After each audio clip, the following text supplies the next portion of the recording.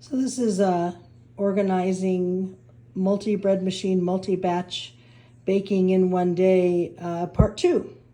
This is the first day I used my whiteboard with timers. I've already completed baking. Well, actually, I'll take you in my kitchen and show you. It's got to be something satisfying here. So this is a raisin challah, a little extra mini. And this is my first 4-strand. I've never braided 4 strands before challah. And then I just put a cinnamon sugar babka in there. Anyway, this whiteboard idea of mine, you guys, it really worked.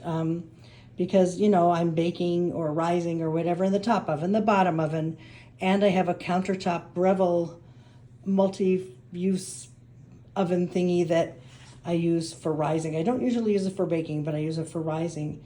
And you can see that I did the bread machine part with black, the rising part with blue, and the baking part with pink.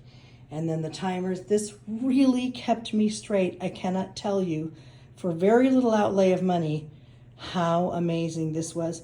If you are a crazy person like me and have more than one bread machine and do all 2 or both or 3 or 4 or whatever at one time, or staggered for half an hour like I do or whatever, this was such a good idea. I'm so proud of myself. It really works.